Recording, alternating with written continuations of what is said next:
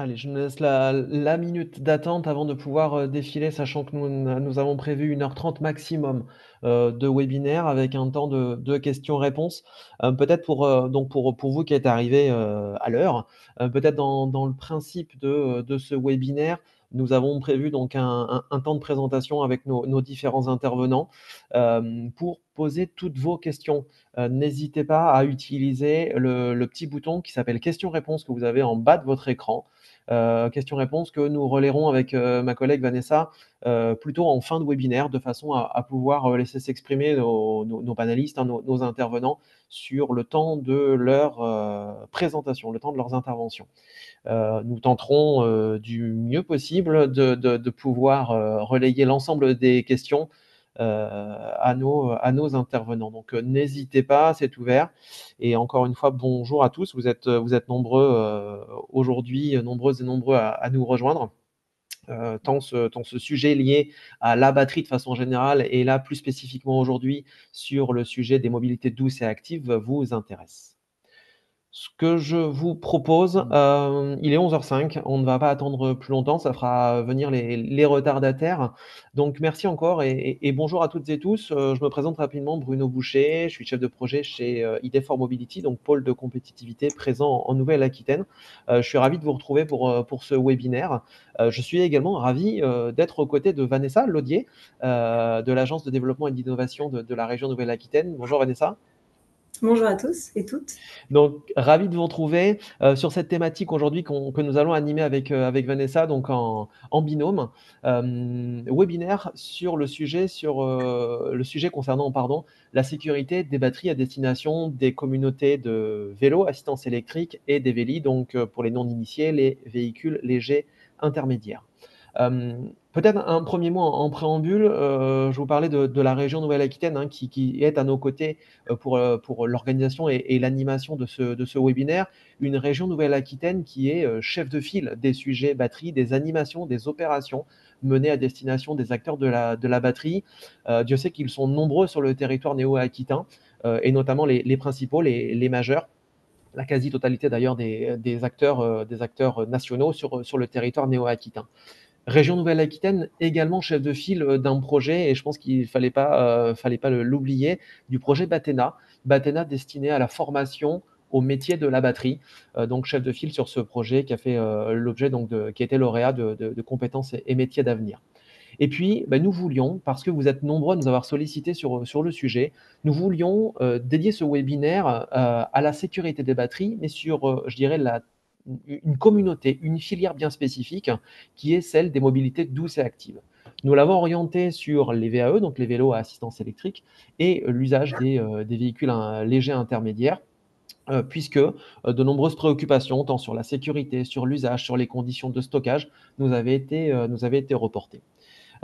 Ce webinaire prend d'autant plus de sens qu'aujourd'hui, en tout cas, selon les chiffres du dernier observatoire je dirais, du cycle opéré par l'Union Sport et Cycle, l'opération, en tout cas les ventes réalisées sur 2023, les chiffres de 2024 n'étant pas encore parus, montrent quand même un nombre de ventes de cycles important. Quand je dis important, qui est estimé à plus de 2 200 000 cycles vendus en 2023.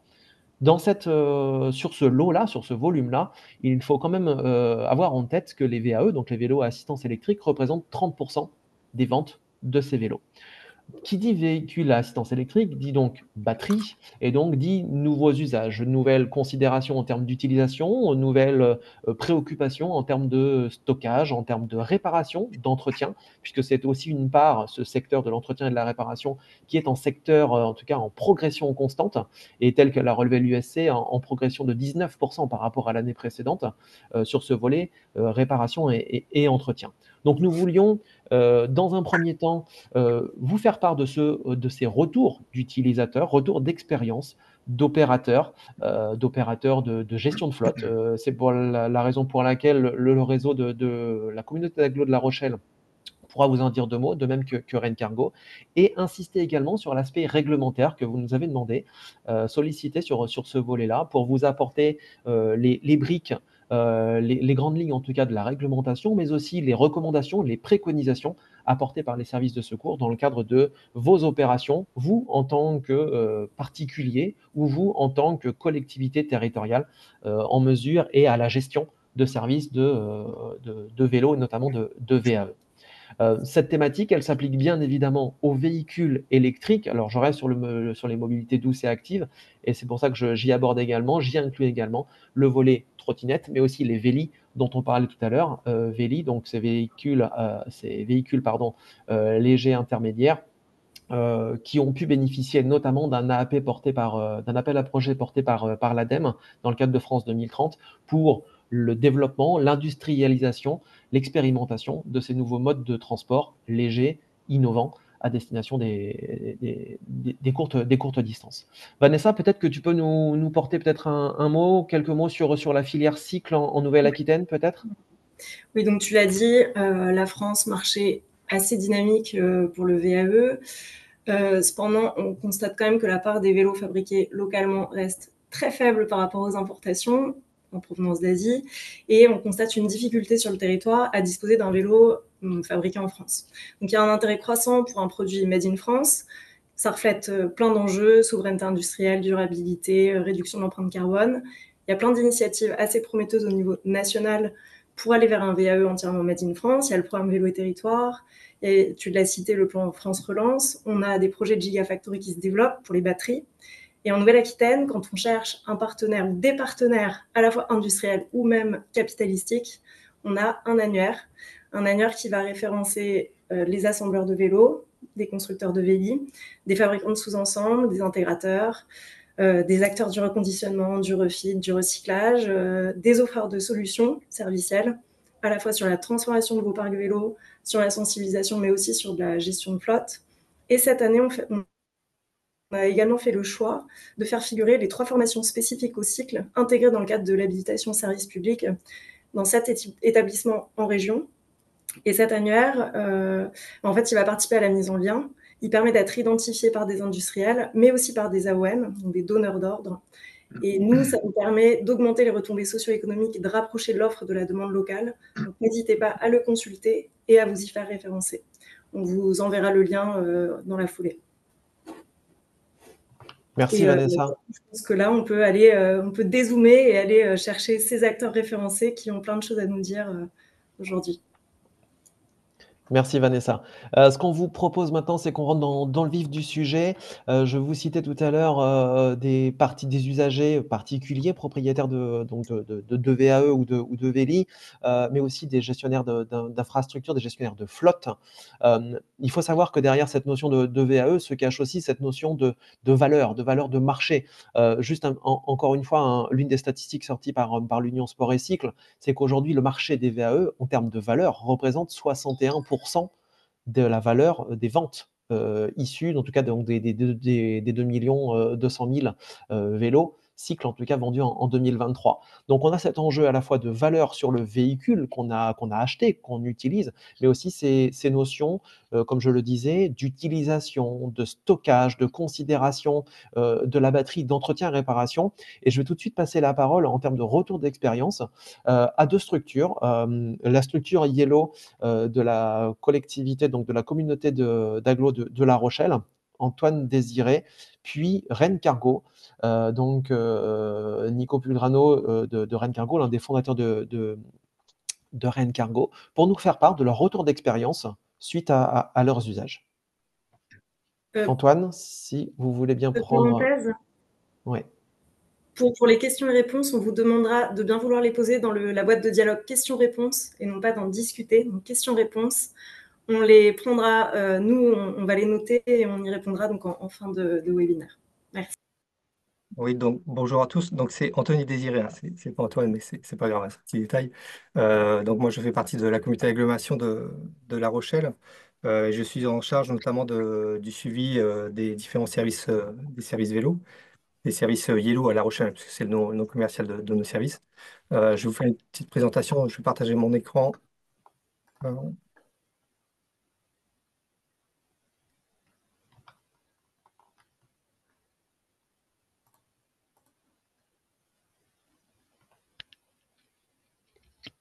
vous devez visualiser l'écran. Bon pour vous? Ok.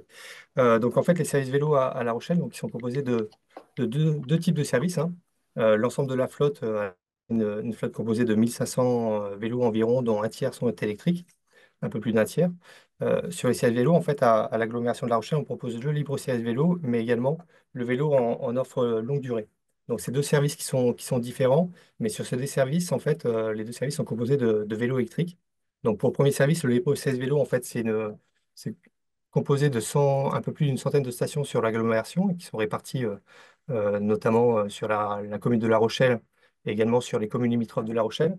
Sur chaque station, en fait, on propose des vélos électriques. Donc notre flotte aujourd'hui est composée de 140 vélos électriques sur un total de 620 vélos.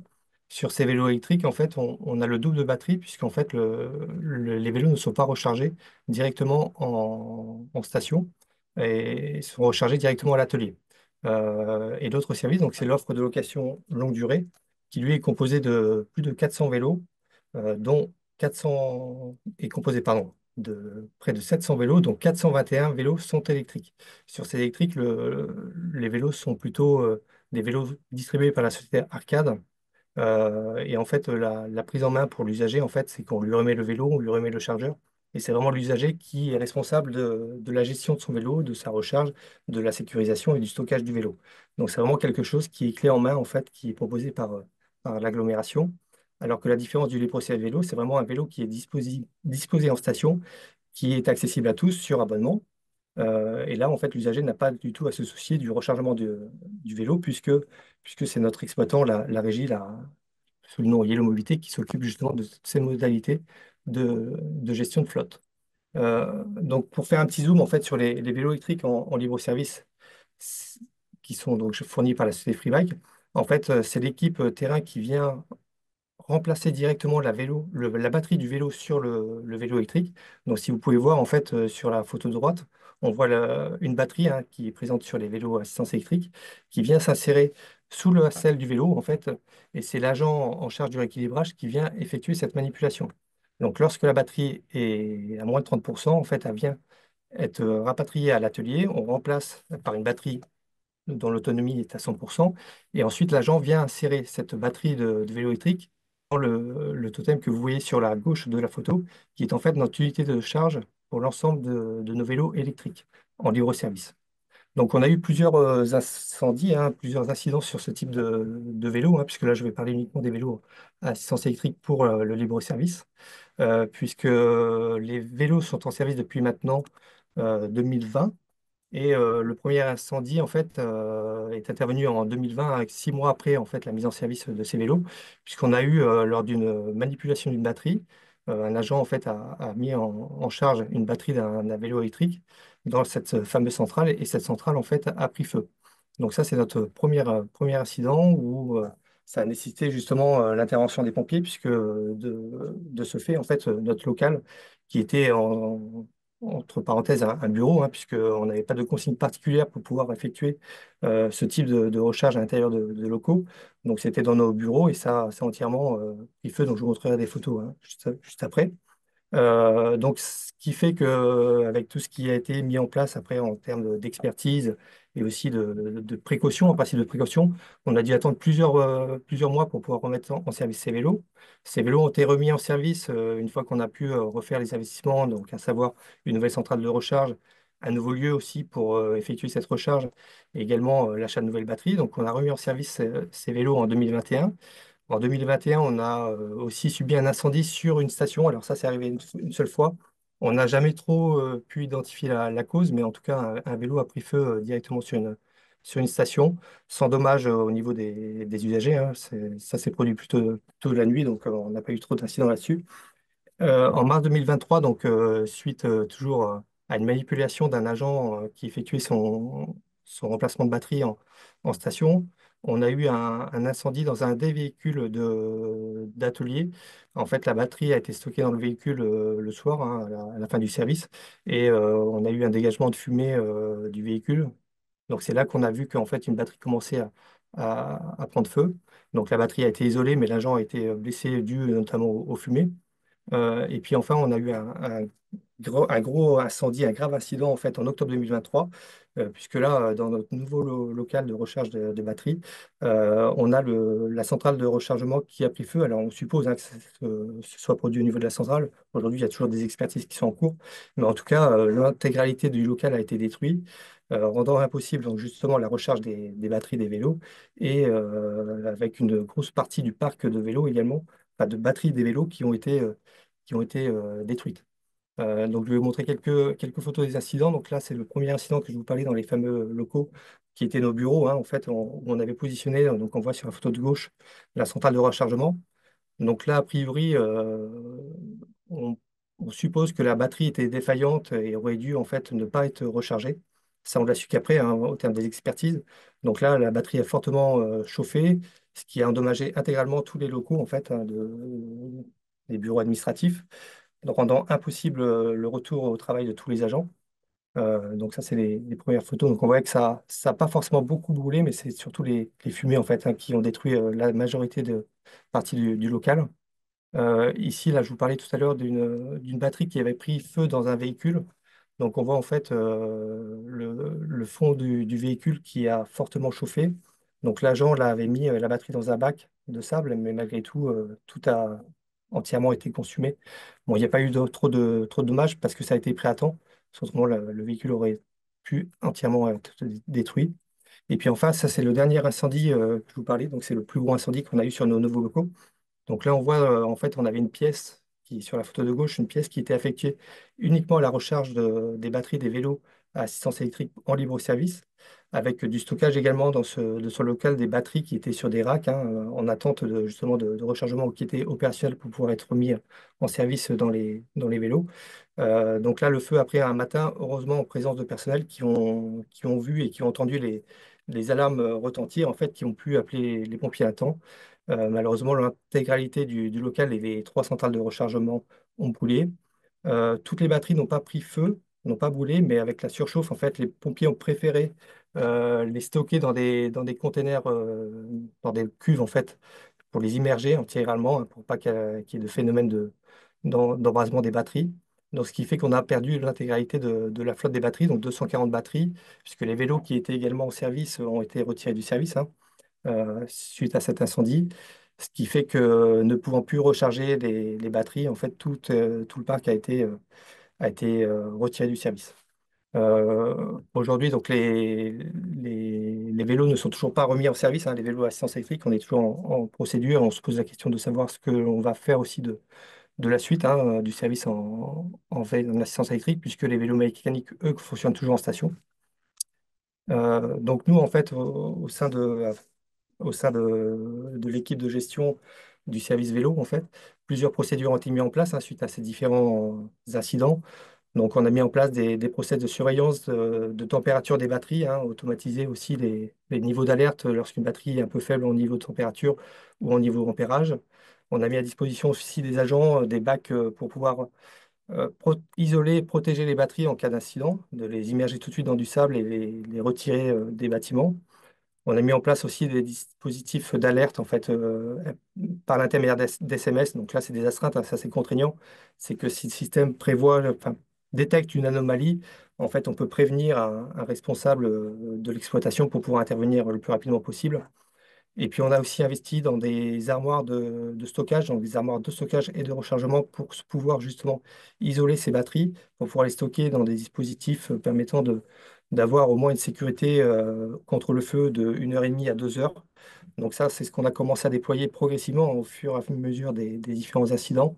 Et puis enfin, récemment, on a aussi demandé à tous les agents de participer à des journées de formation, de sensibilisation sur les risques électriques. Donc ça, tous les agents ont été formés pour apprendre aussi à manipuler les batteries, à identifier aussi des éventuelles anomalies. Donc ça, c'est des choses qui ont été aussi mises en place. Aujourd'hui, il y a quand même de fortes conséquences, hein, pour nous au terme de l'agglomération, puisque les vélos sont retirés maintenant du service depuis plus d'un an. Donc il y a une perte de recettes effectivement pour l'agglomération. Il y a aussi eu un manque de vélos, hein, puisque 140 vélos ont été retirés. Ça ternit un petit peu l'image du vélo, puisque c'est sûr que le vélo électrique était quand même l'effet vitrine du livre 16 vélo. Le fait qu'il n'y ait plus de vélos électriques, certains usagers réclament quand même le retour des vélos. donc ce qui occasionne effectivement du mécontentement. On a aussi une forte demande des différents élus de remise en service de ces vélos. Mais à travers ça, en fait, nous, on est confronté à des difficultés. C'est qu'aujourd'hui, on a toujours ce risque de nouvel incendie qui pourrait se reproduire. On a aussi des difficultés avec les compagnies d'assurance hein, qui ne veulent plus assurer les locaux dus à ces différents incidents. Et puis, c'est des investissements importants qui pour nous aujourd'hui, posent question de pouvoir remettre en service tous les vélos électriques sur les stations. Donc aujourd'hui, on est plutôt parti sur l'optique de développer la longue durée plutôt que les process vélos en électrique, puisqu'on sait que sur l'offre longue durée, on a quand même beaucoup moins de difficultés en termes de gestion et de responsabilité sur ce type de service, qui tourne plutôt bien en termes d'efficacité pour le libre service vélo, pour le vélo électrique, pardon. Je vous remercie Antoine. Donc en effet, on voit que et ça a fait l'objet notamment d'une question. Pour rappel, hein, les questions, nous les relayerons avec Vanessa en fin de présentation de l'ensemble des intervenants et nous ciblerons bien entendu les intervenants qui sont à même de répondre aux questions parfois très précises que vous nous posez dans le chat, en tout cas dans la partie questions-réponses. Merci Antoine pour ce retour d'expérience et finalement les conséquences que ça draine à la fois sur le plan de l'intégrité physique des personnes, mais aussi, et là dans le cas, surtout le cas que vous avez présenté sur l'aspect matériel et je dirais les contraintes en termes d'exploitation. Je vous propose de passer la parole à Nico Pulcrano, l'un des fondateurs de Rennes Cargo à Bordeaux. Nico, pour ces sujets, je parlais de réparation, d'atelier tout à l'heure. Rennes Cargo est spécialisé dans la réparation et l'entretien, la maintenance des vélos, notamment des VAE. Est-ce que vous pourriez nous dire deux mots sur ce retour d'expérience lié aux expériences bonnes comme mauvaises sur ces VAE, Ouais, s'il vous plaît? ouais, ça marche. Alors pour vous présenter, donc ouais, on est un atelier qui est spécialisé dans la vente et la maintenance de vélos cargo, donc à 95% électrique. Et on fait aussi énormément de maintenance de systèmes de motorisation électrique de toutes marques, qu'elles soient connues ou moins connues. Et on réalise aussi l'électrification de pas mal de vélos cargo toute l'année. Et enfin, on propose le reconditionnement de batteries via Backpower, qui est un prestataire extérieur basé en France, donc pour des clients qui ont des batteries anciennes et qui veulent les recycler, qui veulent leur redonner une nouvelle jeunesse. Donc tout ça pour dire qu'on voit passer énormément de batteries dans notre atelier toute l'année. Si on a été invité, c'est parce qu'on a eu un petit incident et non pas un incendie, heureusement. Euh, En avril 2024, euh, on a eu un départ de feu de batterie suite à la pose d'un moteur sur un vélo, à la repose d'un moteur.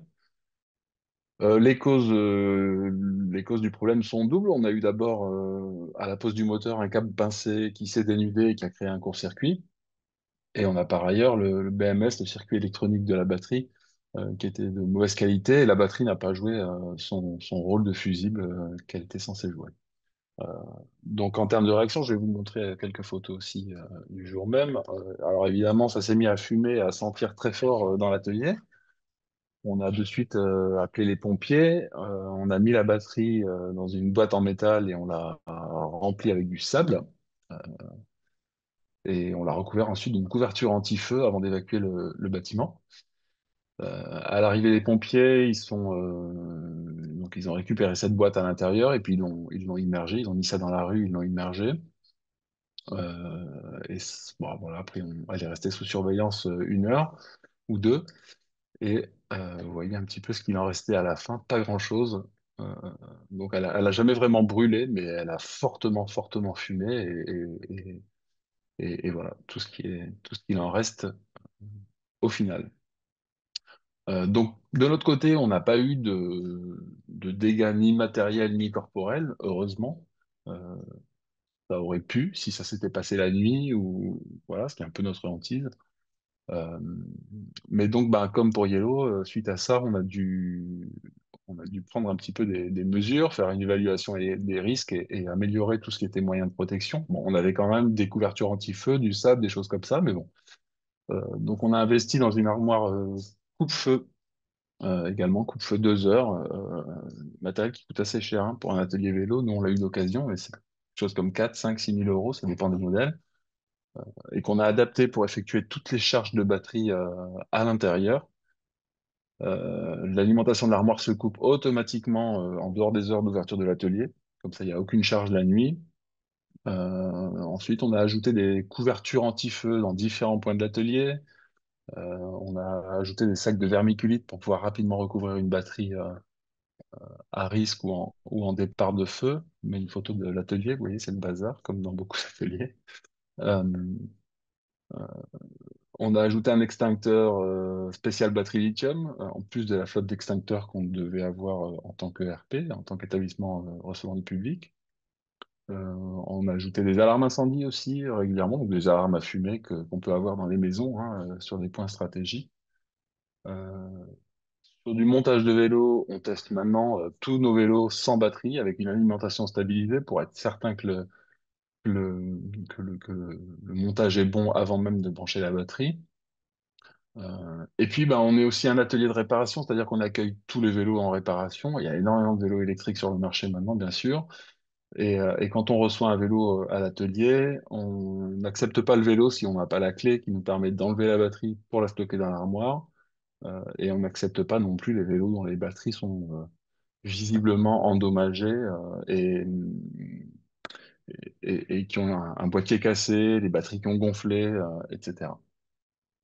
Euh, donc au final, nous, on a eu pas mal de chance, hein, contrairement à Yellow, pas mal de chance, contrairement à un confrère bordelais aussi, il y a un an, qui a perdu tout un énorme atelier, qui a entièrement brûlé en pleine nuit.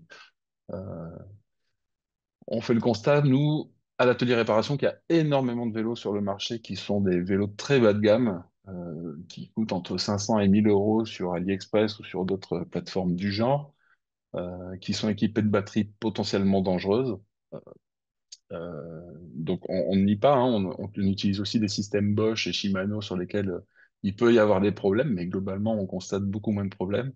Euh, et donc maintenant on travaille soit avec Bosch, soit avec Shimano, soit avec une marque française, Virvolt, qui assemble ses batteries et ses moteurs en France. Donc on essaye de ne pas avoir affaire trop à des prestataires étrangers dont le matériel peut être un peu douteux, quoi. En tout cas, pour conclure, hein, parce que c'est assez rapide mon retour d'expérience, on, on constate quand même que la réglementation n'est pas très fournie sur le sujet. Comme je vous disais, Rennes Cargo, c'est un ERP. En plus d'un atelier vélo, on a une cantine. Lors de la commission pour l'ERP, ben, on a dû euh, entièrement envelopper la cantine d'un double placo anti-feu, mais on ne nous a absolument rien demandé sur la partie vélo, sur la partie batterie. C'est le cas aussi dans d'autres commerces, hein, sur des plus petites batteries. Les vendeurs de cigarettes électroniques pourraient avoir les mêmes soucis que nous, hein. Mais nous, on a un atelier où il y a quand même tout le temps 25, 30, 35 batteries tous les jours qui sont présentes et qui peuvent chacune poser problème. Donc on regrette un petit peu qu'il n'y ait pas une législation un petit peu plus grande sur nos activités. Et qu'il n'y ait pas aussi de prévention, un peu plus de prévention qui sont faites. Aujourd'hui, on considère quand même qu'il y a beaucoup d'ateliers vélos qui prennent des risques chaque jour en accueillant certains vélos, quoi. Voilà pour ce que je pouvais Merci. dire de notre Ouais, expérience. merci Nico. Non, non, Avec c'était plaisir. très intéressant. Peut-être ce qu'on et puis du coup, ça permet aussi de faire la transition avec le volet réglementaire qui va suivre. Peut-être un petit Mhm. mot sur vos expériences à tous les deux. Alors, sans forcément répondre à certaines des questions, il y a eu pas mal de questions posées sur vos deux interventions. Mais c'est vrai que ce qu'on peut noter, c'est que cette méconnaissance parfois de la réglementation, parfois la présence d'ateliers. Alors, il n'y a rien de péjoratif dans les propos, mais la présence de petits ateliers, eh ben, fait de façon à ce que ou implique que les vélos soient à proximité de pièces non adaptées, de chargeurs à proximité de pièces qui sont des pièces de vie et qui ne sont pas forcément je dirais, oui, adaptées au sens réglementaire du terme et qui, malheureusement, au regard des incidents intervenus, vous amènent derrière à opérer je dirais, de nouvelles organisations sur les ateliers, quels qu'ils soient. Bien sûr, ouais. Et nous, on a de la chance d'avoir beaucoup d'espace et donc on a pu avoir une organisation, mais il y a énormément de petits ateliers qui ont des officines toutes petites et qui peuvent pas forcément agir de la même façon que nous, quoi. Et ça Complètement. met également l'accent sur le besoin en matière de formation. Mais bon, ça, c'est un autre sujet. Exactement. Il y avait une des Ouais, questions Euh, aussi à ce sujet-là. juste pour clôturer, j'ai fait une formation qui était assez réputée en France de technicien vélo, qui a duré quelques mois et j'ai regretté qu'il n'y ait eu que 2 jours sur les systèmes électriques et pas vraiment sur de la prévention. Donc c'est même pendant les formations de technicien cycle, il y a des choses à revoir sur ça aussi. le message est bien passé. On va désormais laisser la parole à Vincent Genevois de Batteryload, donc anciennement Battery Afterlife Management. Batteryload, c'est une startup qui propose des solutions sur l'ensemble du cycle de vie de la batterie pour anticiper la thématique de la seconde vie ou du recyclage. Et aujourd'hui, je crois que Vincent va nous parler plus spécifiquement des aspects réglementaires des batteries LMT, donc inférieures à 25 kg, de la responsabilité élargie du producteur et des dernières modifications qui encadrent la batterie sur tout son cycle de vie. Vaste programme. C'est parti pour Oui, 15 minutes. tout à fait. Merci pour l'introduction. Est-ce que vous voyez mon écran? Non, pas encore. Est-ce que c'est C'est bon, bon? Vincent, oui. Ok, super. Bon, ben, merci pour l'introduction et merci pour l'invitation, Bruno et Vanessa. Donc, moi, je suis cofondateur de la société Batteryload et effectivement, on va faire un petit focus sur la réglementation. Pas toujours le sujet le plus ludique, mais quand on travaille avec des batteries au lithium qui sont potentiellement des produits dangereux, c'est quand même important de savoir ce qui existe, ce qui reste à- à mettre en œuvre et en tout cas de savoir dans quel cadre on doit travailler. C'est un sujet qui est vaste, il y a beaucoup de choses. Je vais essayer aujourd'hui de privilégier la clarté à l'exhaustivité et juste donc d'illustrer les points saillants sur ce sujet-là. Donc, comme l'a dit Vanessa, nous, on est une startup, hein, Batteryload, anciennement BAM, pour ceux qui nous connaissaient sous ce nom-là. On travaille surtout sur des concepts de seconde vie de batterie pour essayer de prolonger la durée de vie. Alors, on travaille surtout sur des batteries plutôt de mobilité lourde, par opposition à la mobilité douce. Mais dans le fond, ce sont les mêmes batteries, hein, c'est les mêmes cellules électrochimiques, c'est la même chose, c'est juste qu'il y a beaucoup plus de cellules dans une batterie de voiture ou de camion. Et à travers notre activité, donc, on a beaucoup travaillé sur le sujet réglementation et sur le sujet sécurité, qui sont absolument essentiels hein, quand on travaille avec des batteries. Et donc, on est amené, comme aujourd'hui, à faire soit des webinaires, soit des formations justement sur ces sujets-là. Avant de rentrer dans le vif du sujet de la réglementation, quand même, une autre petite partie introductive sur ce dont on parle, c'est-à-dire le risque batterie. Le risque principal, c'est pas le seul, hein, mais le risque qui est le plus prégnant, comme on l'a vu, c'est le risque d'incendie de la batterie au lithium qui va créer ce qu'on appelle un emballement thermique. C'est-à-dire que lorsque la batterie prend feu, elle va générer sa propre énergie qui va alimenter le feu. Donc, c'est très compliqué de combattre un feu de batterie au lithium, hein, c'est même presque impossible à atteindre. Parce que la batterie va générer son propre oxygène. Il ne faut pas chercher à étouffer le feu comme on pourrait le faire dans d'autres feux, dans d'autres feux classiques. Euh, il faut plutôt chercher à mettre les gens et les biens en sécurité. Ce qu'il faut savoir, c'est que l'emballement thermique, il répond à une séquence et que, en règle générale, il y a quand même un déclencheur. Parfois, on peut penser que le feu, il vient de nulle part. En règle générale, il y a quand même un déclencheur qui peut être d'ordre mécanique. Donc, mécanique, ça peut être une perforation de la batterie, ça peut être un choc de la batterie qui crée un court-circuit interne. On peut avoir des déclencheurs d'ordre plutôt électrique. Hein. Donc là, comme on l'a vu tout à l'heure, ça peut être une surcharge du moment de la recharge de la batterie. Il peut y avoir également des déclencheurs plutôt climatiques. Hein. Si vous mettez une flamme sous une batterie, elle va pas apprécier. Là où ça peut être un peu pernicieux, c'est que l'emballement thermique, il peut survenir plusieurs heures, voire plusieurs jours après le déclencheur. Donc on fait tomber une batterie, de prime abord tout va bien, et le lendemain elle prend feu. C'est là que ça peut être dangereux et qu'il faut être vraiment vigilant sur les process et la façon dont on s'organise. Ensuite, l'emballement thermique, il répond à une séquence, donc on a le déclencheur. X temps après, le premier signe de l'emballement thermique, le premier signe décelable, ça va être un dégagement de gaz. Donc c'est un gaz qu'on ne va pas forcément sentir, mais il existe des détecteurs qui peuvent donner l'alerte si le gaz se répand. Et surtout, dans toutes les batteries, on a une soupape qui permet justement d'éviter une surpression dans la batterie pour éviter une explosion. Ça, quand ça dégage, on l'entend, ça fait un ploc assez franc. Clairement, si vous entendez ce ploc-là, ça veut dire que la batterie est en train de chauffer et il est temps d'agir. Donc, on a souvent encore quelques minutes, soit pour se mettre en sécurité, soit si on est formé pour essayer de même mettre la batterie dans un endroit sûr ou en tout cas protéger le reste. Une fois que que le feu est parti, il vaut mieux se mettre en sécurité. Voilà pour l'introduction sur le risque. Maintenant, on va parler vraiment de la partie réglementaire. Comme je l'ai dit, il y a beaucoup de choses.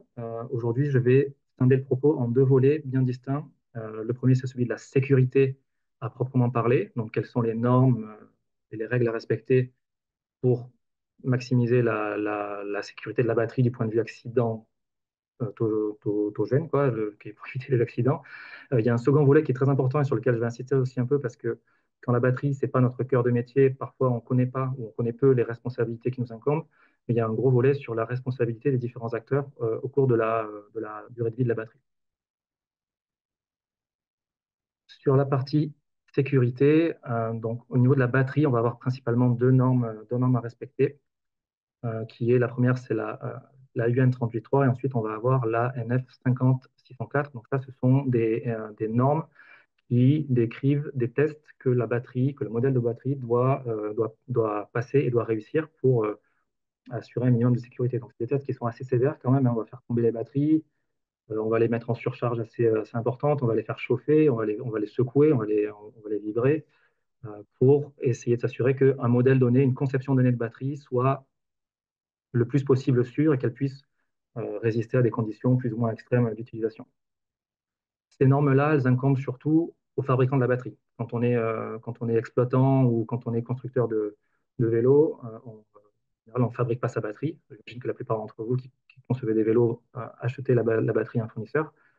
Donc ces normes-là, normalement, disons que ce que vous avez à faire, c'est surtout de vérifier que la batterie est conforme à ces normes-là, sachant que l'UN 38.3, si votre fournisseur il est un minimum euh, responsable, elle est forcément remplie, puisque c'est une condition ne serait-ce que pour transporter les batteries.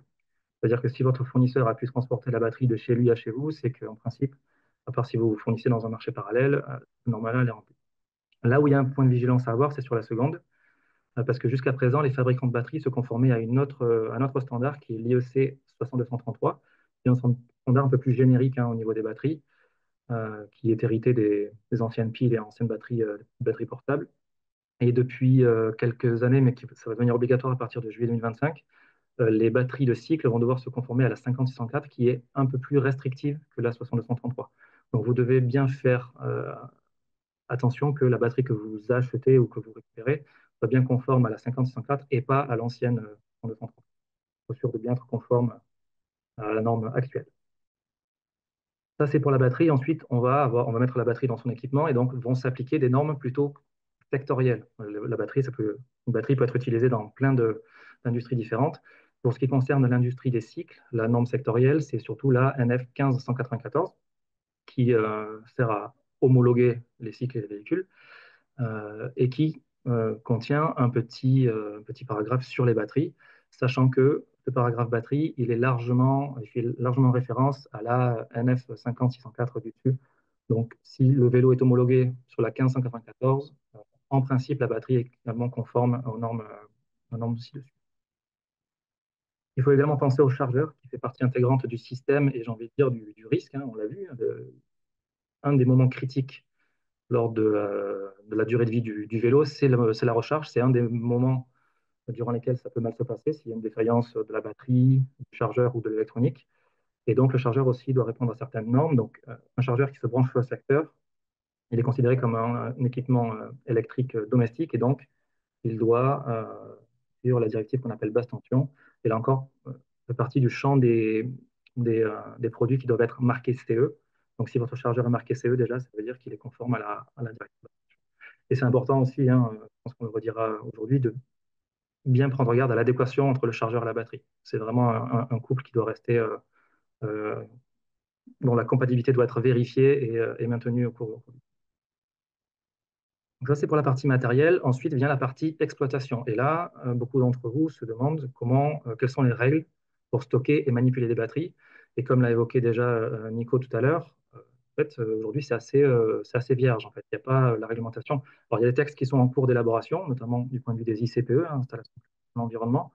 Mais aujourd'hui, on ne va pas avoir un texte bien précis qui va indiquer clairement quels sont les points à respecter et les directives à suivre. Donc, c'est encore un peu flou.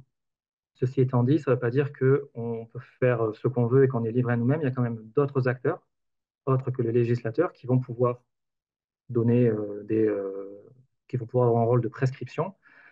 Parmi ces acteurs, on va avoir tout d'abord l'ADREAL, Donc, ça dépend des cas de figure, mais si vous êtes sur un site classé pour l'environnement ou proche d'un site qui est déjà classé pour la protection de l'environnement, vous pouvez avoir la DREAL qui vous impose certaines choses, notamment sur les quantités maximales de batterie que vous pourrez stocker ou sur les distances de sécurité à respecter.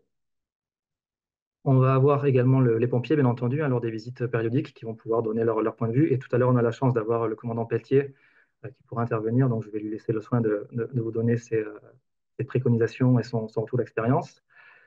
Un troisième acteur auquel on ne va pas forcément penser de prime abord, mais qui peut avoir un rôle très important à jouer, qui peut être très impactant sur l'exploitation, Anthony en a parlé, c'est l'assureur. Ce sont les assurances qui sont extrêmement regardantes aujourd'hui sur le risque lithium. C'est clair que, on l'a vu avec les retours d'expérience, il y a beaucoup de sinistralité autour des batteries au lithium. Et donc, les assurances sont extrêmement vigilantes sur tout ce qui touche de près ou de loin à des batteries au lithium. Et donc, les assureurs vont pouvoir vous imposer différentes choses. Donc, typiquement, ce qui est demandé quasiment à 100% des cas, c'est de stocker les batteries dans les armoires sécurisées qu'on a évoquées tout à l'heure. Donc, c'est des armoires coupe-feu avec récupération des éventuelles fuites d'électrolytes, possibilité de donner l'alerte, etc. Ça coûte un petit peu. Et également, les assureurs, vous donner vous contraindre sur l'exploitation. Typiquement, et pareil, on l'a évoqué, éviter de charger les batteries s'il n'y a personne sur site. C'est sûr que si on a un peu de production, on peut être tenté de charger les batteries la nuit pour faire ça en temps masqué, mais ce n'est pas forcément une bonne idée. Donc voilà les acteurs qui pourraient vous donner des choses à mettre en œuvre, le temps que la réglementation se clarifie, on va dire.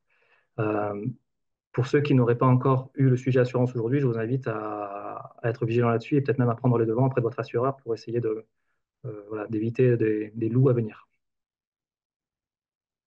Ça, c'était pour le sujet sécurité. Maintenant, je vais essayer de parler un peu de la partie responsabilité parce que là, pour le coup, on a un règlement européen qui est très précis, même s'il n'est pas encore complet, il est très précis sur le cycle de vie de la batterie. Donc, il encadre la batterie depuis sa fabrication jusqu'à son recyclage, en incluant donc le ou les différentes vies de la batterie. Et selon qui on est au cours de la vie de la batterie, on va avoir différentes obligations.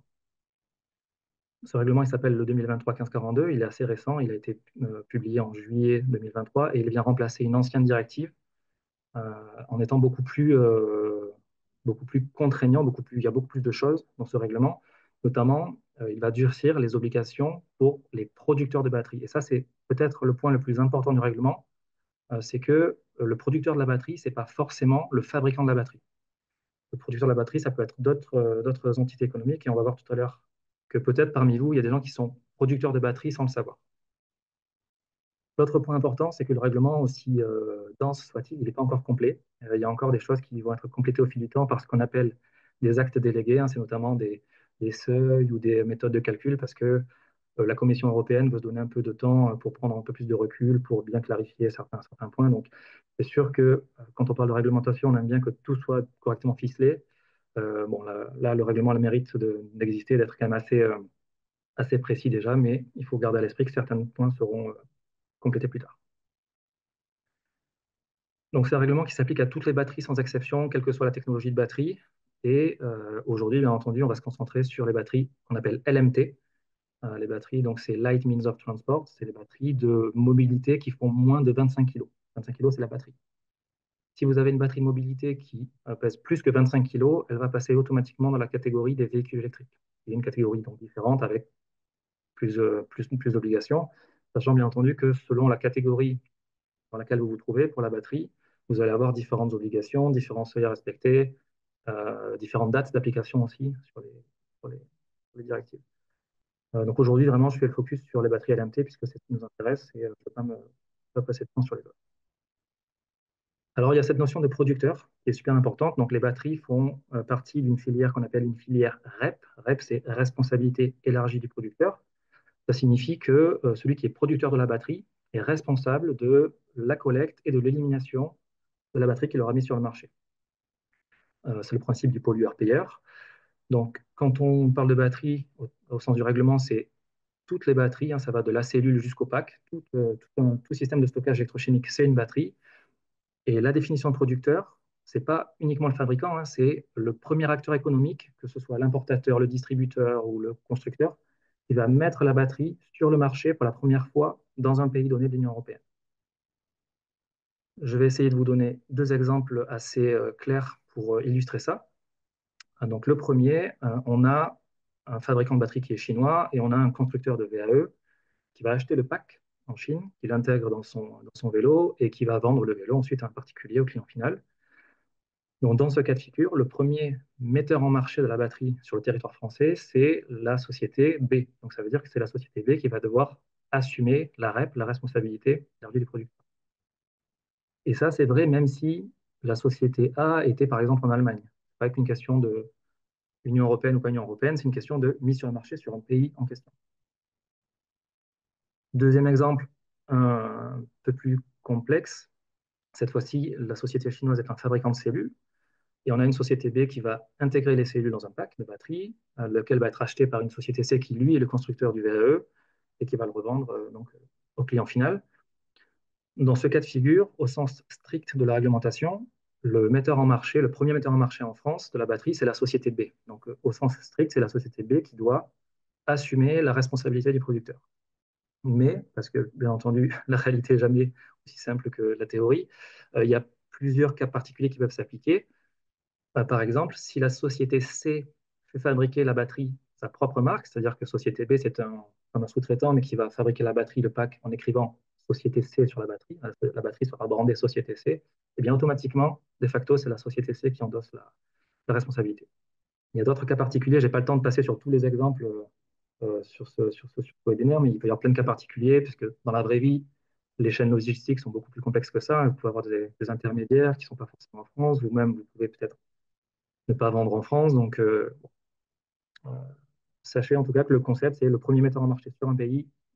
En principe, c'est lui qui endosse la responsabilité. Maintenant qu'on connaît le producteur, comment assumer cette responsabilité? Donc ça, c'est assez simple. En France, on a des éco-organismes qui sont au nombre de 2, Screlec et Corepil. Et tout à l'heure, on a Alexis de Corepil qui va nous expliquer un peu comment il fonctionne. Donc là, pour assumer sa responsabilité, il suffit d'adhérer à un éco-organisme. On déclare les mises sur le marché, les quantités qu'on met sur le marché, et on cotise en fonction de ça. Et du coup, après, c'est l'éco-organisme qui va assurer la gestion de la collecte et de l'élimination des batteries. On peut également, c'est possible, si on le veut, mettre en place un système individuel. Ça a assez peu d'intérêt sur les batteries LMT, parce qu'en fait, si vous faites ça, vous devez répondre exactement au même cahier des charges que les éco-organismes, sachant que collecter une batterie et la traiter, c'est quand même un métier, et Screlec et Corepil font ça très bien. Donc, voir si vous avez une vraie bonne raison de le faire, il vaut mieux plutôt adhérer à un éco-organisme. Vincent, oui, je vous laisse 2-3 minutes, mais pas plus. Pas de souci. Je vais passer directement sur le passeport batterie parce que ça concerne également les batteries LMT. Donc, sachez qu'à partir de 2027, les batteries de vélo devront posséder un passeport batterie. Donc, ça fait partie des choses qui ne sont pas encore complètement clarifiées dans la réglementation. Et aujourd'hui, la réglementation, elle fixe les objectifs, elle fixe les informations minimales que le passeport doit contenir, elle fixe donc la date d'application.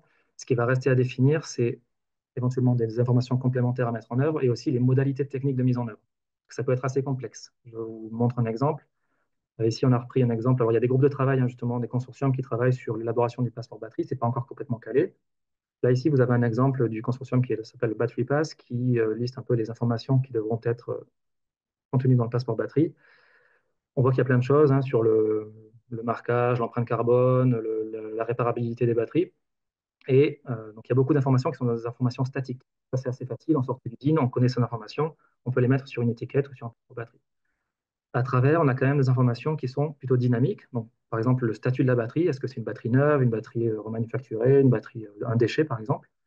On a le SOH, c'est l'état de santé de la batterie. Donc, où est-ce qu'elle en est de son vieillissement, ou est-ce qu'elle a vécu des événements négatifs, à savoir, je sais pas, une surcharge ou quelque chose qui peut affecter la sécurité. Et ça, ce sont des choses qui doivent vivre avec la batterie. Et donc, la grande question, c'est comment on fait pour tracer ça? Est-ce qu'on enregistre sur la batterie? Est-ce que la batterie doit remonter des données? Dans ce cas-là, elle doit être communicante. Donc, ça pose beaucoup de questions de mise en place technique, sachant que, bien entendu, comme il y a beaucoup d'intermédiaires, chacun va devoir cascader suivant ces informations-là. Donc, gardez à l'esprit qu'en 2027, il faudra un passeport batterie pour les batteries de LMT, mais que les modalités de mise en œuvre ne sont pas encore tout à fait calées. Et je vais m'arrêter là. Merci à vous. Super, merci Vincent. Des exemples très concrets qui nous permettent aussi d'illustrer des cas, voilà, des questions qu'on nous a remontées. Super, il y a eu quelques questions dans le chat. Bruno, je te laisse reprendre la Oui, main. Vincent, vous avez cité les forces pompiers pour pouvoir intervenir, mais aussi dans leurs préconisations. Donc, je propose de laisser la parole maintenant, tout de suite, au commandant Pelletier du SDIS 86. Peut-être, commandant, d'ailleurs, peut-être, commandant, pourrez-vous en profiter pour répondre. J'ai vu deux, trois questions sur le type de liquide à utiliser, le type d'extincteur. Peut-être que ça fera partie ou pouvez-vous intégrer ces réponses directement à votre présentation si vous le pouvez, si vous le souhaitez. Pas de souci, ça. Par contre, pour partager mon écran, il faudrait que vous me laissiez la permission. C'est toujours partagé par quelqu'un. Ah oui, Vincent, Bien. merci. Alors,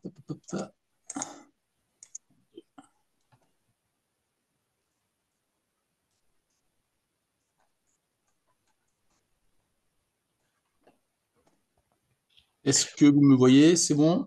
Alors, on vous voit, on ne voit pas votre écran. Je Je vois rappelle pas mon écran. simplement aux différents participants, sur la fin des interventions, vers la phase de conclusion, vous aurez également quelques questions qui vous seront posées. La forme c'est un Google Form, hein, tout simplement.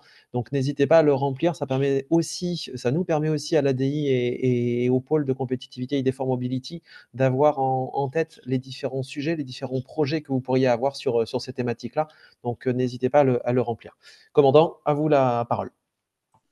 Bonjour à tous, je suis le commandant Dimitri Pelletier, donc je suis du service départemental d'incendie de secours de la Vienne, donc affecté à Poitiers. Le SDIC Francis est impliqué depuis une quinzaine d'années dans une réflexion de recherche-développement sur la problématique des véhicules à énergie alternative. Donc là, ça intègre tous les véhicules avec carburation, gaz, électrique, hybride. Et donc, pour ce faire, on a fait pas mal de recherche-développement afin de définir quels étaient les risques sur ces nouvelles problématiques, hein, et en définir à la fin un protocole opérationnel. Donc, pour ce faire, on est assez pragmatique. On s'est rapproché des différents industriels, mais aussi universitaires, pour essayer de comprendre, identifier les phénomènes, pour à la fin, in fine, en fait, de proposer un protocole opérationnel pour le sapeur-pompier. Et puis bien sûr, voilà, pour pouvoir aussi communiquer, car les pompiers ne sont pas là que pour éteindre, aussi là pour faire un peu de prévention et donc partager notre expertise. Donc pour reprendre un petit peu, pour essayer de rester dans le tempo qui m'est accordé, donc au-delà des différentes protections qui ont été faites au préalable, hein, donc poser en fait la situation, notamment poser le contexte, hein, sur quelques illustrations sur des vidéos que vous pouvez trouver sur Internet, hein, ça c'est tout ça sur YouTube, hein, juste pour en fait prendre compte surtout de la rapidité en fait des phénomènes, hein, sur un feu de véhicule type vélo. Donc la situation, donc là on est sur une vidéo de surveillance dans un immeuble, donc c'est un vélo qui est mis en charge. Et vous allez voir, en fait, on l'appelle un POC, qui était un petit peu le signe annonciateur d'un début d'emballement thermique. Effectivement, ça peut se faire au bout de quelques minutes, mais également au bout de quelques secondes, on va voir les premiers signes annonciateurs en fait, du développement. Et là, on voit que la personne tourne la tête, hein, parce qu'elle a entendu ce POC très significatif. Et on voit que quelques secondes après, il se rapproche en fait du vélo qui était en charge. Et on voit le phénomène qui commence, qui est initié, avec tout d'abord dégagement de fumée et ensuite inflammation quasiment immédiate des fumées qui sortent de la batterie. Donc ce qu'il faut retenir principalement, c'est que ça peut être très rapide, extrêmement violent et fumigène et toxique. Donc ça, ce sont des vidéos que vous pouvez trouver assez facilement.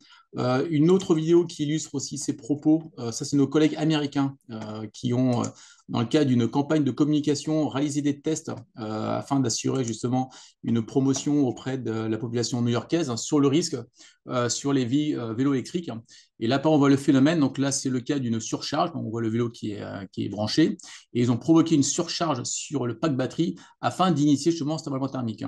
Donc là, pareil, le phénomène est violent. On voit des projections de métal en fusion. Donc là, c'était aussi lié au carter. Mais ce sont des phénomènes qui peuvent être très rapides et assez explosifs. Donc on laisse développer la vidéo, donc on revoit un petit peu justement le phénomène. Et deuxième situation, là c'est dans un appartement, donc c'est assez spectaculaire. Donc là on n'était pas sur un vélo, on était sur un petit scooter électrique, vous voyez ici.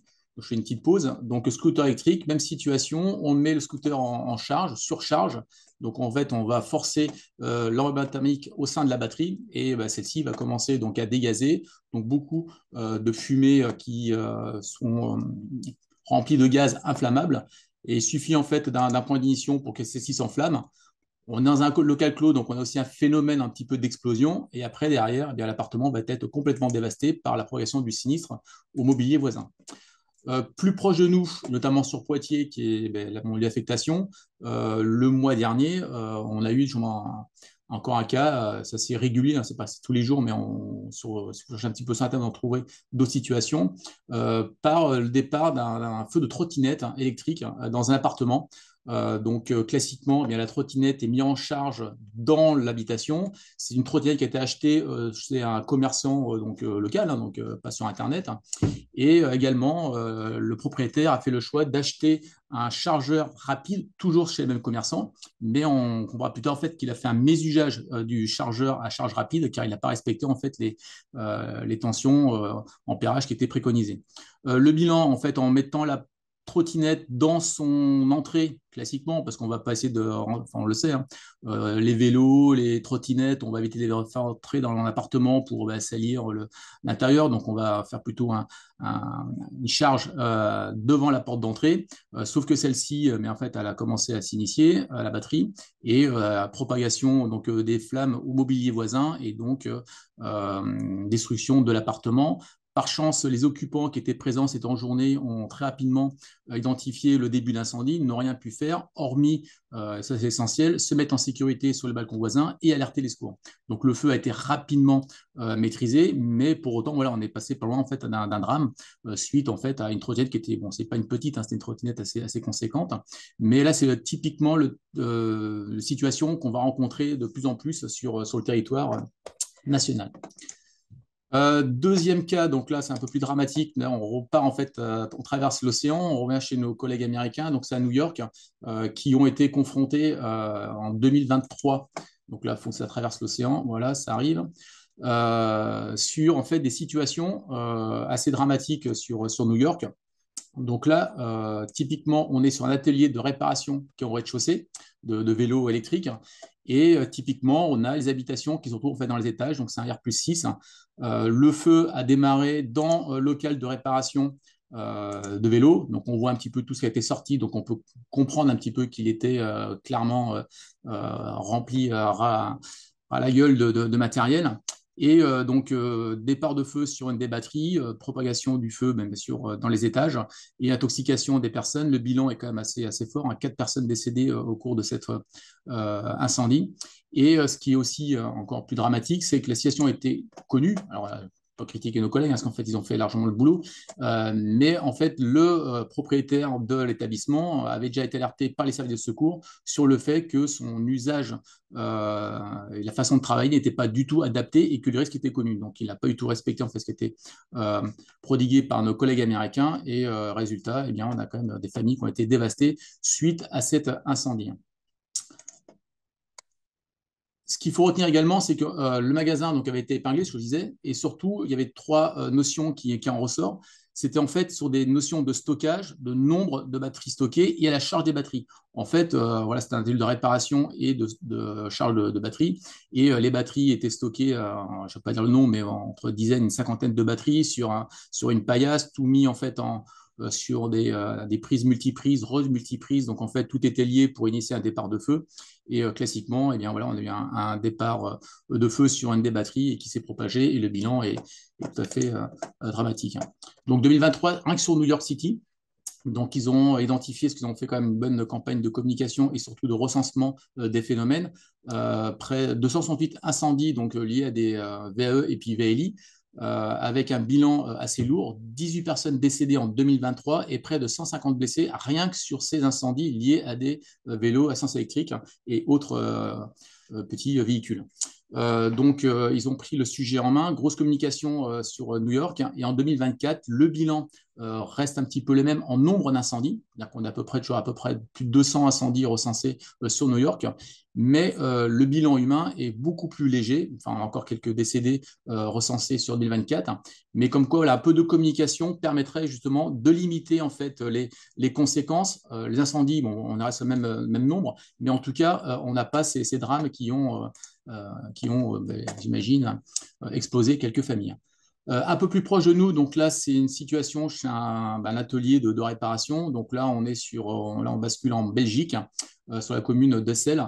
Donc là, atelier de réparation d'une batterie.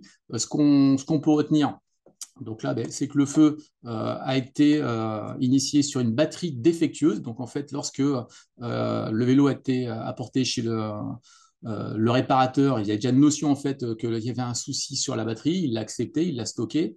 Le départ de feu a débuté une semaine après réception par le magasin. Donc on est sur cette notion en fait de phénomène retardé. Il est quasiment impossible à définir lorsque ça va arriver. Ça peut être dans les secondes, dans les minutes ou dans les semaines qui suivent. Donc ça, il faut être hyper vigilant sur la problématique. Bien sûr, durant l'absence du gérant, bilan, magasin était détruit. Par chance, là, on était encore en situation où le magasin est en rez-de-chaussée avec des habitations dans les étages. La voisine qui était au-dessus a identifié assez rapidement le départ de feu, donc a pu alerter les secours et se mettre en sécurité. Mais quoi qu'il en soit, l'exploitation était complètement détruite suite à ce départ de feu. Je ne vais pas faire un cours sur les batteries, ce serait beaucoup trop long, mais en fait, il faut aussi savoir que les batteries lithium-ion, on a toute une famille de batteries qui sont liées aux chimies, donc c'est très très divers, et que les phénomènes vont être aussi liés à ces chimies, mais également au type de construction des batteries. Donc on a des batteries qui sont constituées de cellules cylindriques, d'autres prismatiques, et pour finir, des cellules souples. Et en fonction des destinations de ces batteries, les intégrateurs vont préférer plus ou moins tel ou tel type de batterie, de cellules, en fait, pour pouvoir après intégrer. À savoir que chacune de ces configurations auront aussi des effets un peu différents, et notamment les cellules cylindriques sont un peu plus, on va dire, spectaculaires dans leur phénomène d'inflammation. Alors, hop, je vous passe. Donc là, ce sont des cas de batterie lithium-ion désolarisée de son pack. Donc en fait, là, on a explosé le pack. Là, clairement, en fait, on est sur un véhicule électrique de marque américaine qui a eu un accident assez violent. Parce qu'en fait, on voit que la voiture, il n'y a plus rien. Et on voit que la batterie, enfin, ce qui en reste, continue à brûler. Et en fait, les cellules, on voit, elles explosent. Donc là, on a le phénomène en fait, d'explosion. Chaque cellule, en fait, s'enflamme, développe un emballement thermique et puis, par la pression du gaz, va exploser. Donc là, on est vraiment sur les cellules isolées qui continuent à claquer. Donc avec le risque en fait de projeter en fait le feu un peu plus loin et de développer le sinistre, mais également de blesser les personnes qui sont alentour. Donc ça c'est typiquement lié aux cellules cylindriques. Les prismatiques et les cellules souples, on aura des phénomènes un peu moins violents en termes de projection, mais par contre après en termes d'énergie et puis de conséquences en quantité de fumée et autres, on restera sur la même problématique.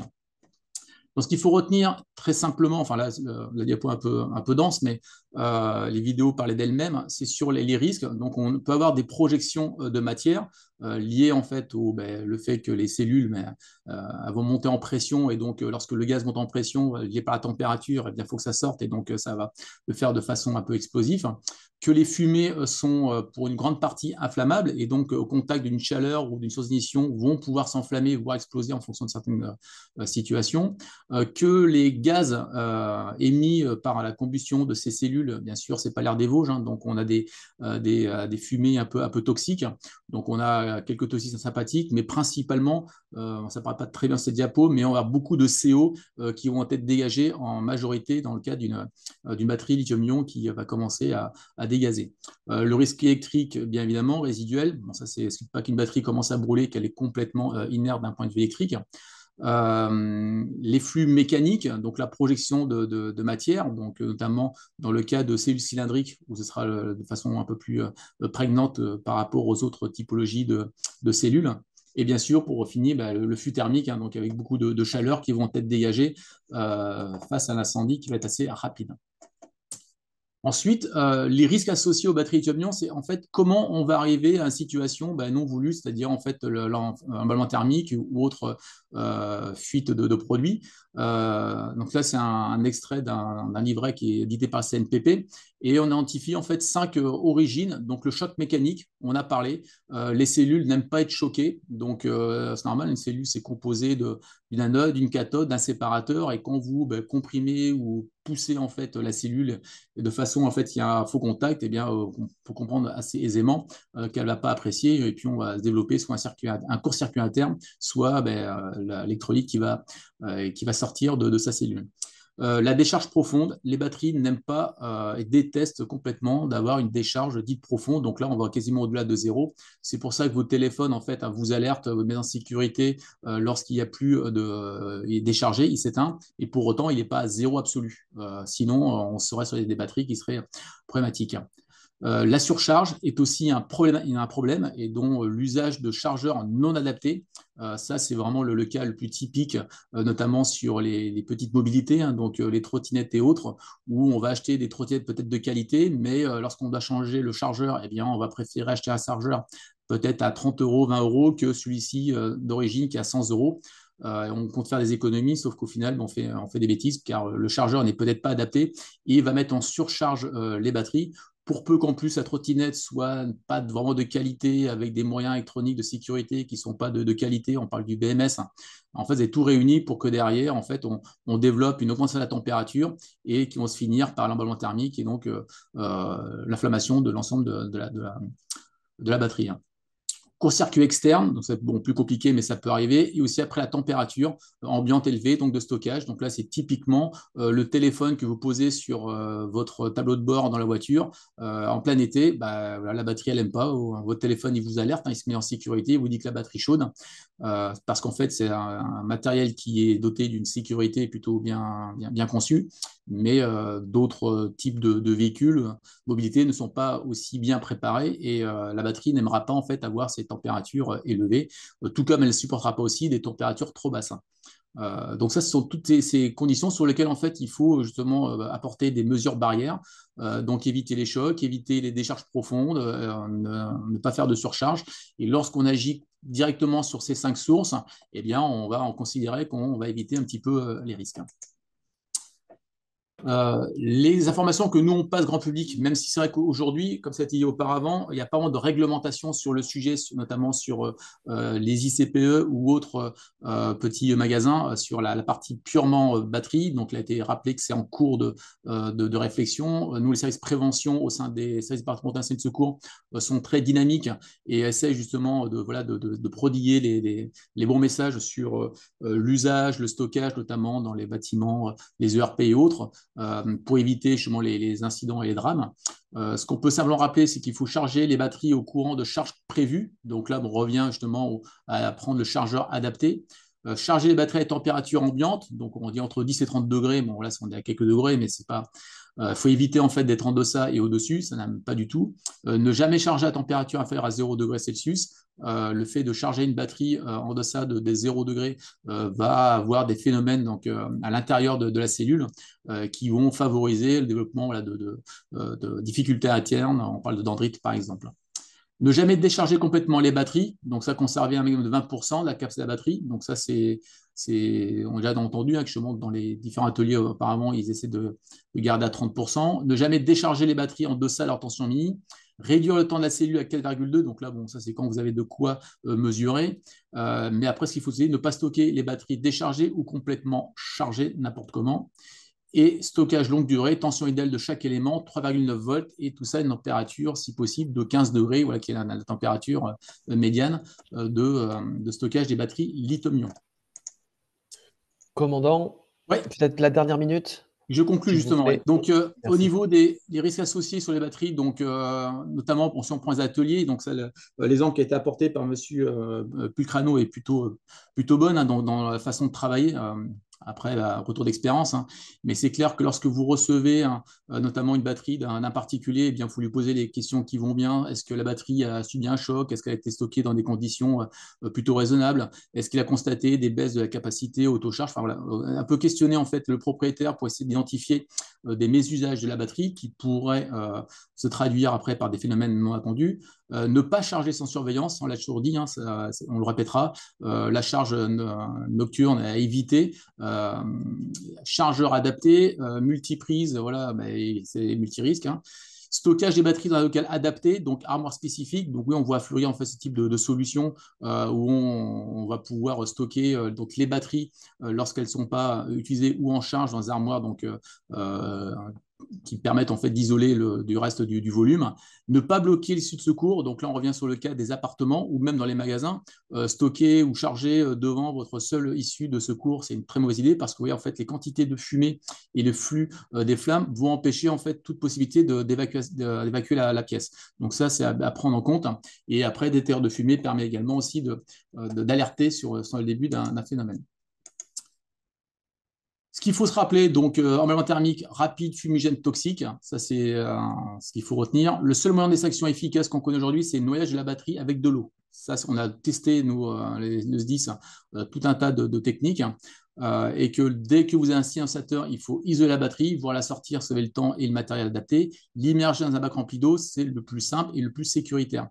Combien de temps? Ça, c'est comme le canon du fusil, on ne saura pas vous le dire, mais en tout cas, ça sera sur plusieurs heures, voire plusieurs jours. L'emballement thermique, donc là, s'il est vraiment initié, bon, ben là, il faut isoler le local, tenter l'extinction, pourquoi pas, mais c'est à éviter. En tout cas, évacuer, alerter les secours, parce qu'une fois que c'est parti, c'est quasiment inarrêtable avec les moyens classiques. Pour faire simple, pour les sapeurs-pompiers, donc là, on parle notamment plus dans le cas des véhicules électriques qui ont des batteries de plus grande capacité. On a toute une armada de matériel qui est proposé par les constructeurs, dans des couvertures anti-feu, des lances perforantes qui permettent de percer le casing, donc de faire pénétrer dans l'eau à l'intérieur de la batterie, des containers d'immersion, récupération des départs. En fait, tout ça, en fait, l'objectif, hormis la couverture anti-feu, c'est de pouvoir faire pénétrer de l'eau dans la cellule. C'est quasiment le seul moyen qu'on connaît à ce jour efficace pour éteindre un feu. Les extincteurs à lithium, clairement, ça ne sert à rien. Ça peut peut-être être efficace peut-être sur une cellule, mais sur une batterie, c'est inefficace au possible. Puis en fait, l'intérêt, c'est de pouvoir aller au cœur de la cellule. Et les extincteurs qu'on a testés, en tout cas pour nous, ne sont d'aucune utilité. Donc, je peux que vous, en tout cas, vous inviter à ne pas, pour l'instant, prendre ce type de solution. Les couvertures anti-feu, des bacs, oui, des bacs prêts remplis d'eau pour pouvoir jeter la petite batterie si elle commence à s'enflammer ou la sortir. Ça sont des solutions adaptées pour des petites entreprises sous secteur. Voilà ce que je pourrais dire très rapidement pour le sapeur-pompier. Merci, commandant. Bon, bah super. On va laisser la parole maintenant sans plus attendre à Alexis Rivolier. Il est responsable des collectes chez Corépil. Donc, l'idée, c'est de vous expliquer pourquoi ces éco-organismes sont clés dans la collecte et le recyclage des batteries, et notamment dans l'économie circulaire. À vous de jouer, Alexis. Tout à fait. Merci, Vanessa. Je vais essayer de faire vite parce que j'ai vu qu'au niveau du temps, si on veut répondre à quelques questions, voilà, donc je vais speeder. Alors, tac, je partage la présentation. Hop. Ce qu'on vous propose au niveau des questions, c'est qu'on va essayer d'en poser quand même quelques-unes à nos intervenants, mais qu'on les a bien toutes enregistrées et on reviendra vers vous avec les réponses. On sollicitera les intervenants ou ils prendront contact avec vous directement. Certains demandé de la documentation. On a bien pris en compte toutes vos questions. Alexis? Donc Corépil, donc pour faire assez rapide, donc c'est l'éco-organisme qui gère depuis maintenant un peu plus de 25 ans la collecte et le recyclage des piles et batteries portables. Donc on va directement passer nous à la filière qui nous intéresse aujourd'hui, qui est la filière de moyens de transport légers, donc qui inclut notamment les batteries de VAE. Donc ça, c'est une filière qu'on a montée en 2018 avec le partenariat de l'Union Sport et Cycle que vous connaissez.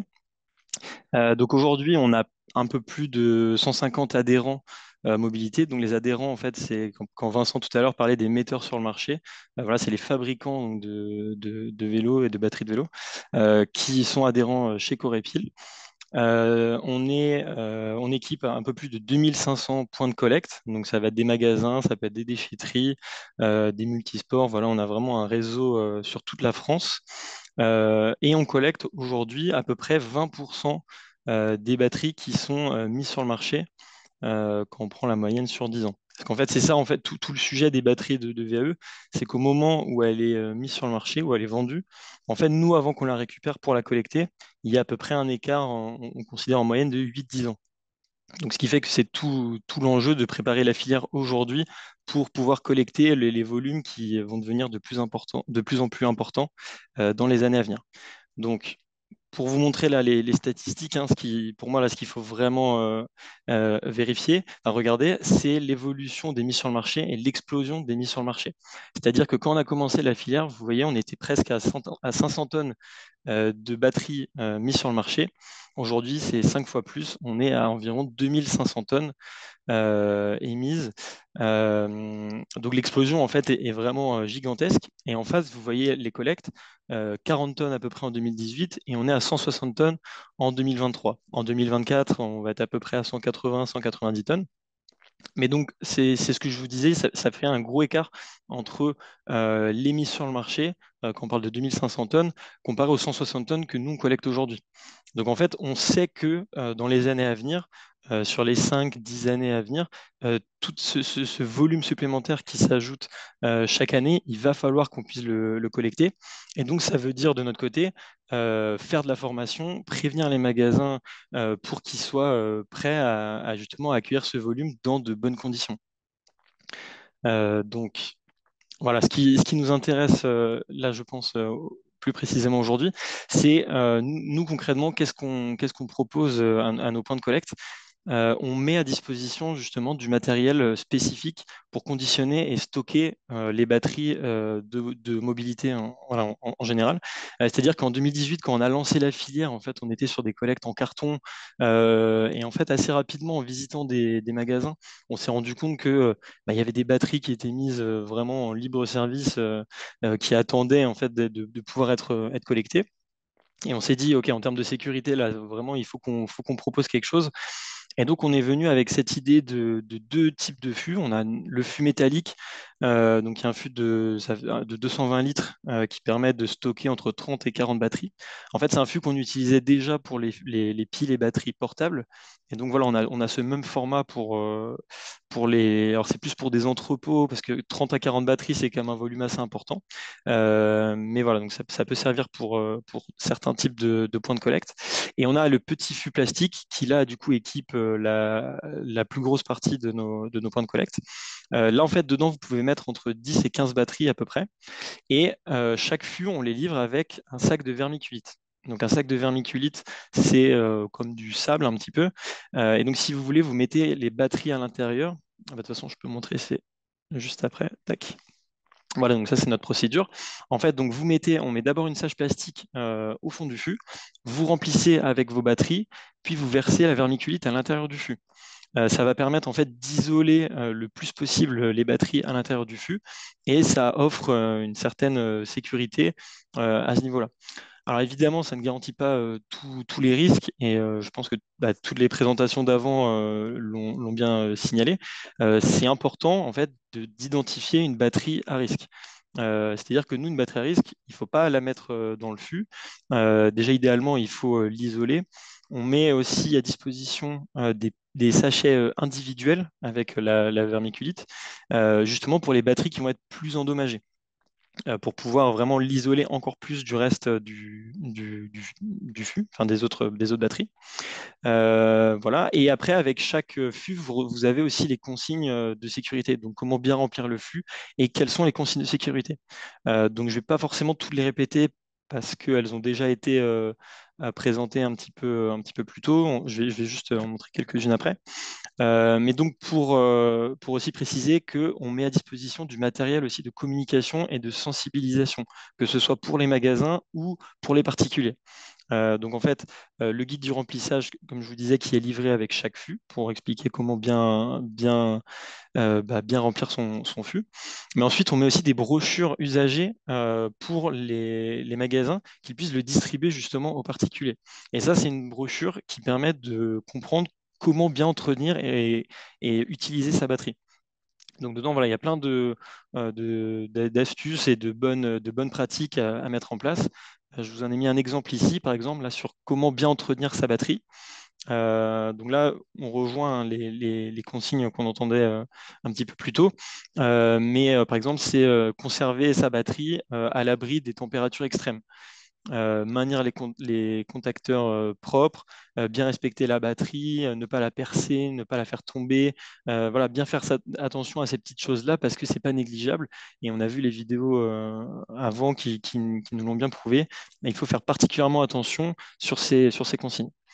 Ensuite, donc pareil sur les précautions à prendre, c'est que si jamais à un moment la batterie chauffe, si la batterie fume ou qu'il y a des flammes qui sortent, ça on le dit au magasin, les meilleures solutions, c'est de plonger la batterie dans un grand volume d'eau ou à minima un bac de sable. Ce qui avait été fait aussi justement par Nico, il me semble, qui l'expliquait un petit peu plus tôt. Mais voilà, c'est vraiment des bons réflexes à obtenir. Et donc c'est vrai que nous, notre rôle en tant qu'éco-organisme, c'est d'essayer de faire passer, de diffuser ce message-là le plus possible. Mais parfois, c'est encore un petit peu compliqué de sensibiliser. Par exemple, on sait qu'il y a des magasins qui forcément n'ont pas beaucoup de batteries, ont peu de retour de batterie, et donc pour l'instant ne se posent pas forcément la question de comment ça va être collecté, recyclé.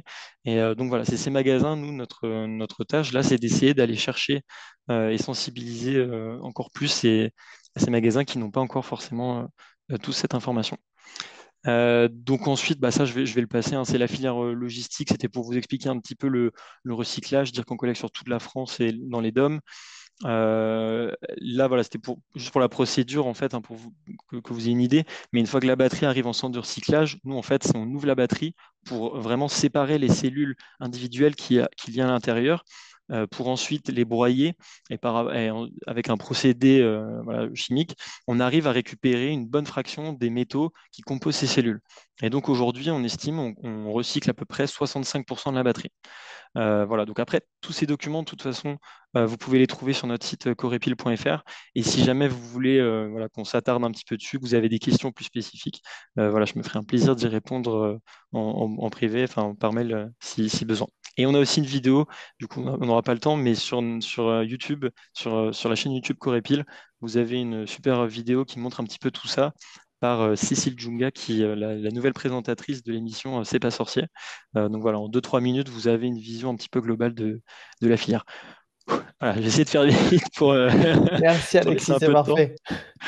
Voilà. Merci. Et oui, comme on l'a vu, merci à tous déjà, à tous les intervenants. C'était dense, c'était très intéressant. Je pense que le nombre de questions impressionnant que les participants ont posées démontre la qualité et l'intérêt surtout de cette thématique. Ce que je vous propose avant de passer à quelques-unes de ces questions en les filtrant, c'est peut-être de passer un peu au message ou aux mots de conclusion au regard de vos interventions différentes. Ce qu'on a pu voir, c'est que ce sujet des véhicules électriques de façon générale, mais j'écarte les voitures, bien entendu, du coup, est un vrai sujet aujourd'hui, à la fois pour les usagers particuliers que pour les gestionnaires de flotte.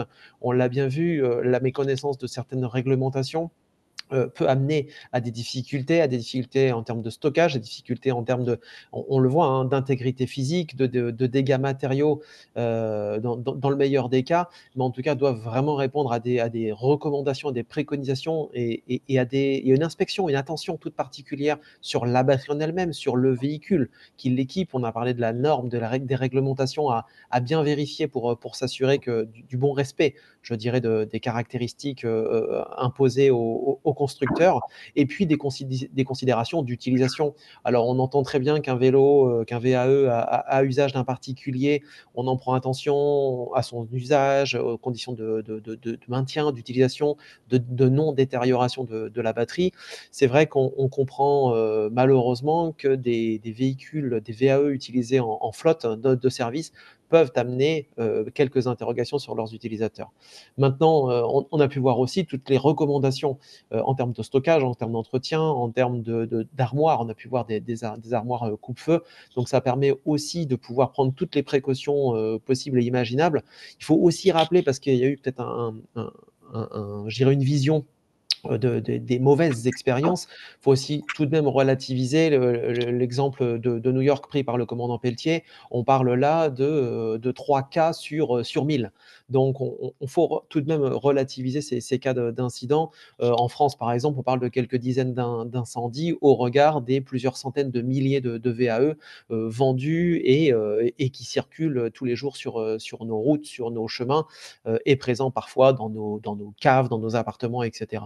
Mais tout ça, tout en y prêtant une attention toute particulière, et je pense que l'ensemble des intervenants a bien insisté sur cet aspect-là, en allant de la phase de conception, la réglementation, jusqu'à la phase d'utilisation, et en achevant, je dirais, sur cette phase de transfert de cette batterie qu'on considère usagée, via les phases d'éco-circularité.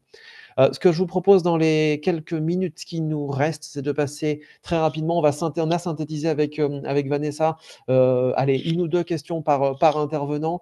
Vanessa, je me permets de me lancer. On a eu des questions notamment à destination de Yellow et de Ren Cargo sur le sujet de l'habilitation. Vos agents, finalement, sont-ils formés, sont-ils contraints à une habilitation particulière? On n'a pas été contraint, on n'a pas d'obligation, mais notre chef d'atelier un gros geek extrêmement passionné, donc lui, il est allé très loin pour s'auto-former sur tous les systèmes électriques. Donc on a la chance d'avoir cette personne qui après forme les autres qui sont de passage à l'atelier, que ce soit d'autres techniciens auxquels on fait appel occasionnellement ou des stagiaires. Mais non, pas plus que ça. D'accord. Rien d'obligatoire.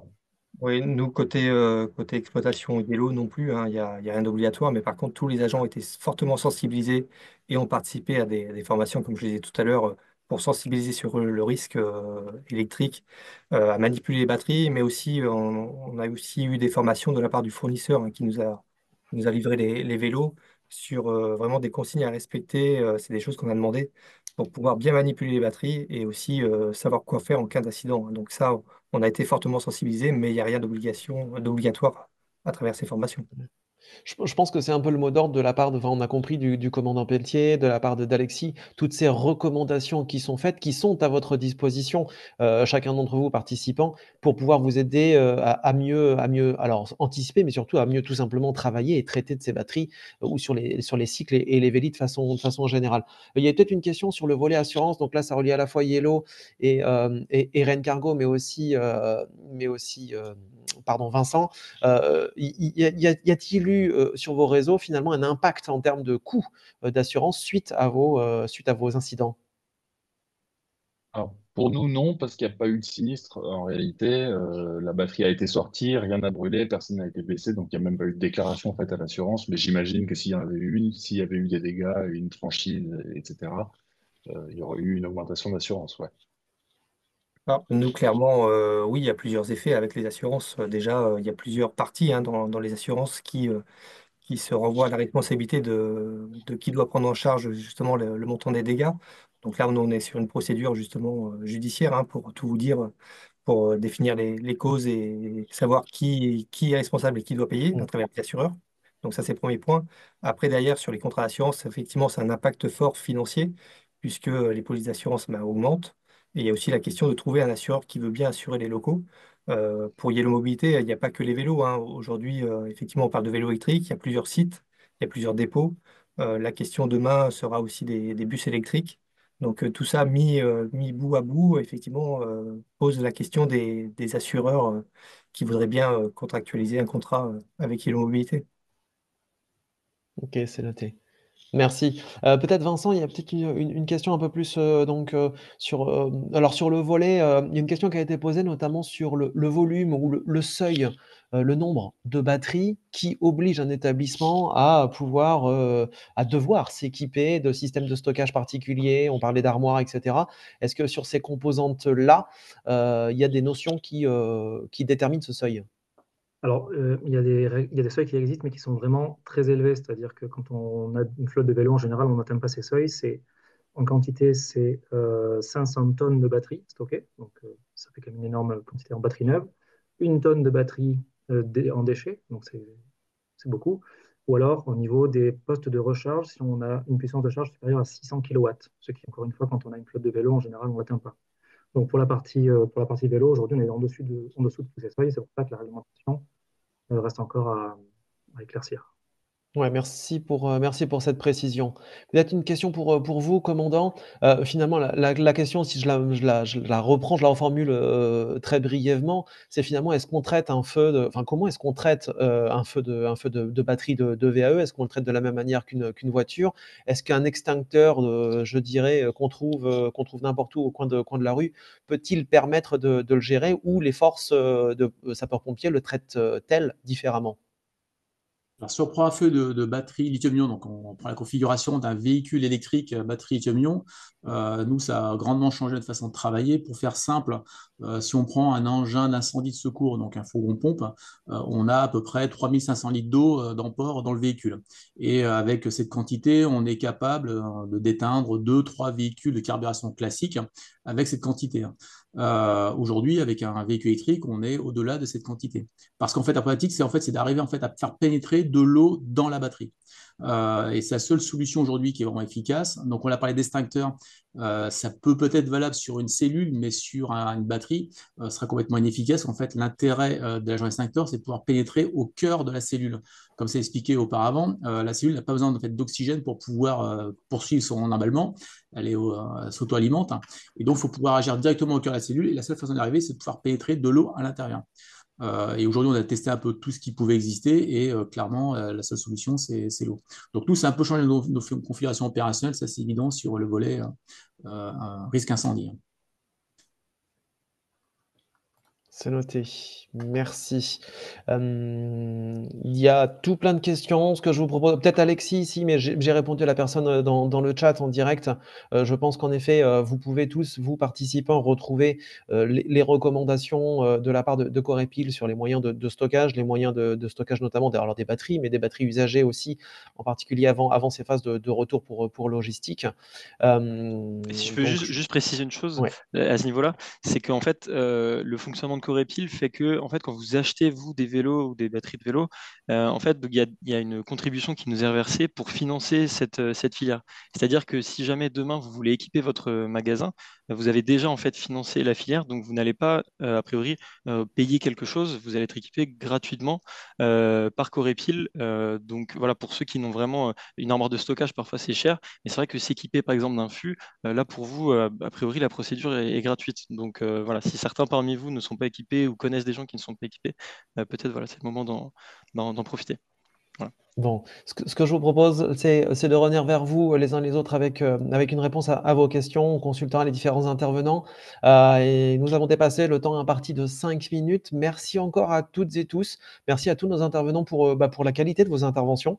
Merci à vous, participants, pour l'ensemble des questions posées, ce qui traduit bien, tout l'intérêt de l'exercice et du webinaire, dans vos activités. J'espère que vous avez pu remplir, et répondre aux petits sondages d'événements qu'on a proposé avec Vanessa. Merci encore à vous tous. À très vite, à très bientôt et je vous souhaite un bon déjeuner. Au Merci revoir à beaucoup. Au Merci tous. tout le revoir. monde, au Merci à revoir. tous. Au Au revoir. revoir. Merci beaucoup.